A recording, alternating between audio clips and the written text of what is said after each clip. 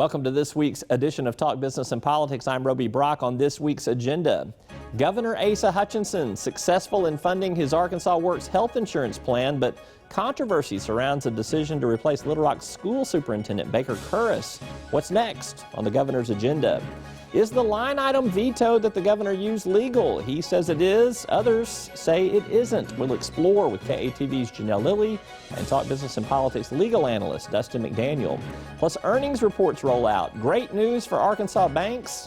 Great trouble for the natural gas industry. Business editor Wes Brown joins me for a conversation. These stories and interviews are all coming your way. I'm Roby Brock. Stick around for the next half hour. We'll talk business, politics, and much more.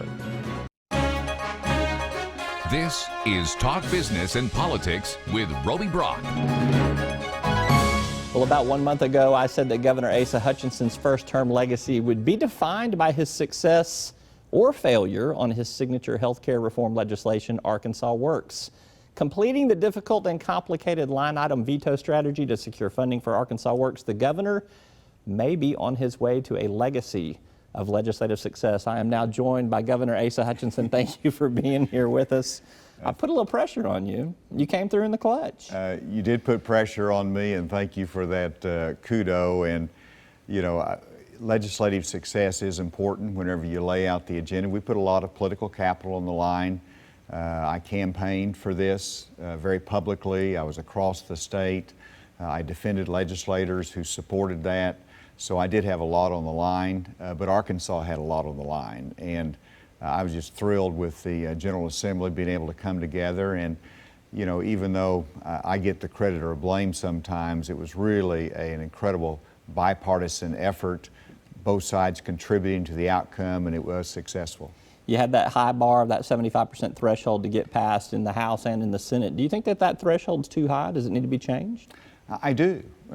You know, it's just extraordinary, as you can see from this, that a very small minority of legislators can block funding bills. And you set the policy with a simple majority, the funding, it can be a higher bar, but 3/4 is too high, as you can see from this.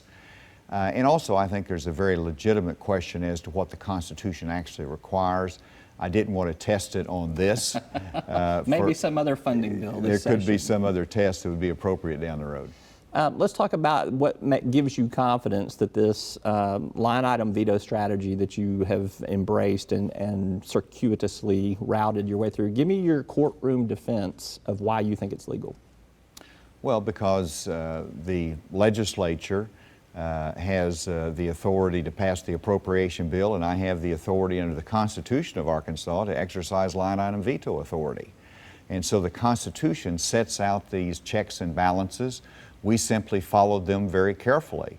And so no one wants to deny the governor of Arkansas his line item veto authority, which I utilized.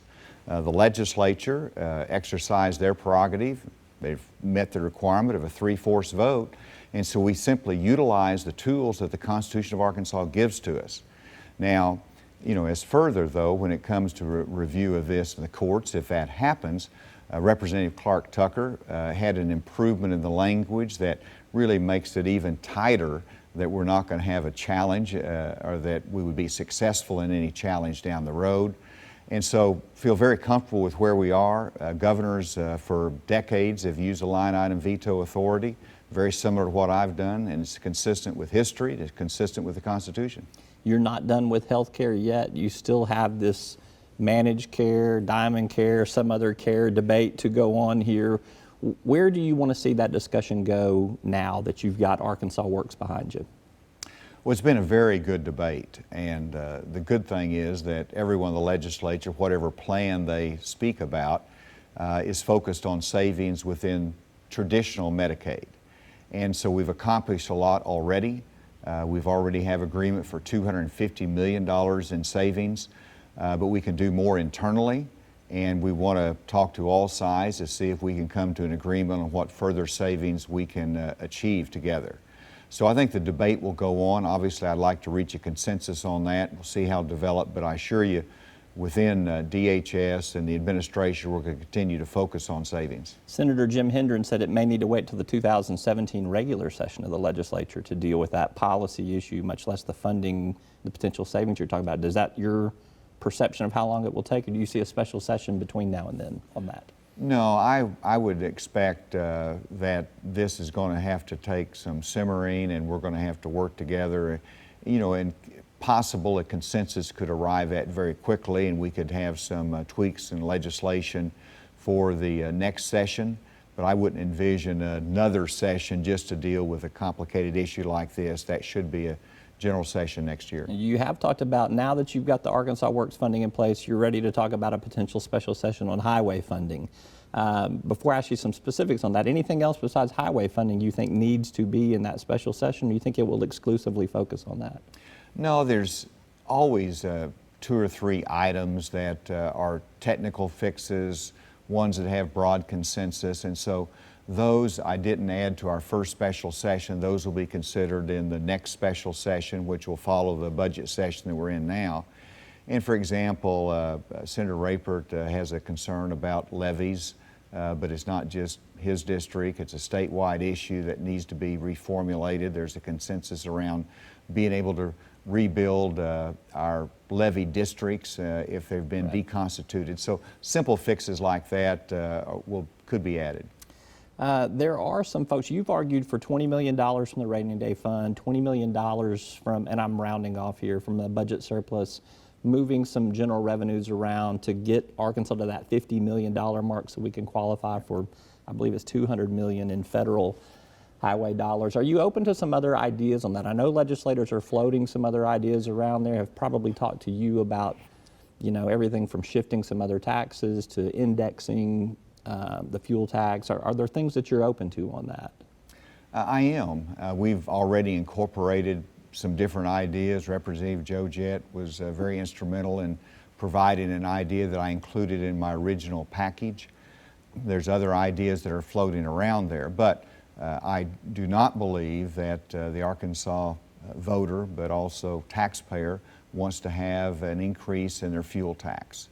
And so that has been a parameter that I have, that's guided me in the development of our plan. You know, the only way if there was some mechanism that would put that on the ballot for the voters to consider, but I don't anticipate this session raising taxes to fund a highway program. Even if it's revenue neutral? Well, no, there's always possibilities if it's revenue neutral, but the mechanisms on there are very difficult. And so I think I've put out a very good, solid plan that fixes the immediate short-term challenge of matching federal funds and has some long-term solutions. Clearly, my plan is fairly modest in the scope of highway plans, but it still amounts to significant numbers of new dollars, some real innovation in there. Particularly with that federal match. We got to take a quick commercial break. There's some people that want to have me ask you some questions about the Little Rock School District, so we'll do that when we come back. I'm with Governor Asa Hutchinson. More after this word from our sponsors.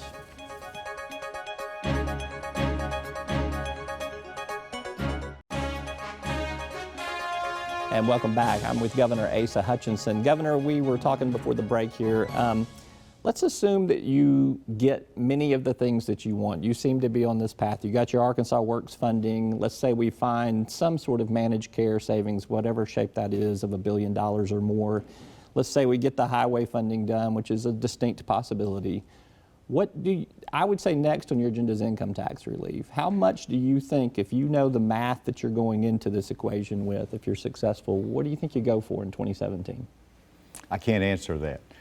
You think about, even though it's really just, 9 months away, the next session, we're still waiting for the final numbers from this year as to the first year of the $100 million income tax cut that we had. So I want to make sure we're comfortable that our economy has absorbed it, that we're growing, our revenue stream is sufficient. So that decision hasn't made. Everyone knows my long-term commitment to reducing the income tax rate in Arkansas. I could tell you story after story of investors that might invest in Arkansas, but they're still living in Florida. we're going to draw a lot more if we can be more competitive in our income tax rate. But it's a long-term solution. I'm not sure what we'll be able to do and what I should plan for the next session. All right, I'll leave that one as a question mark. Let's turn our attention to the Little Rock School District. This obviously erupted over the last several days, the last week. Baker Kurrus' contract not to be renewed as the superintendent. Michael Poore from the Bentonville School District coming to Little Rock to take over. Poore has a record of being supportive of charter schools. He's obviously worked with the Walton Foundation a lot. I think that the concerns here in Central Arkansas and Little Rock are that he's being installed to promote more charter schools in Little Rock School District. Can you address that concern? Is that what he's come here to do? No, he's come here to bring academic excellence to Little Rock School District that is so important to Little Rock, but also to our state.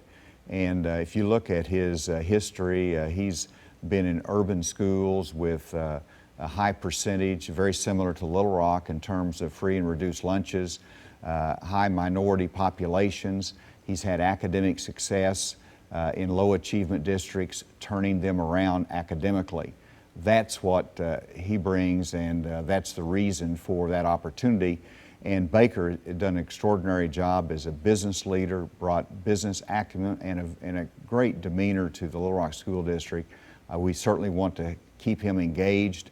I've met with him, have a lot of confidence in him, look forward to coming back after a few days of vacation, continuing those discussions. Any chance that you want to keep him in the role of superintendent and let Michael Poore focus on this academic challenge? Is that a possibility? What role do you envision for Baker Kurrus? No, I mean, the switch announcement has been made. Michael Poore will be coming in as superintendent.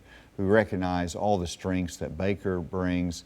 We want him to be engaged. He has his heart here, so we want to be able to define that role, but he wants to meet with Michael Poore, and let's see where it goes from there. All right, Governor Asa Hutchinson, thanks as always. Appreciate your time, appreciate you being here. After this word from our sponsors, we'll be back to take a look at some of the legal ramifications of this line item veto strategy with Janelle Lilly and Dustin McDaniel. And later in the show, Wes Brown on business. A lot of stuff happening with Arkansas's publicly traded companies. We're back after this.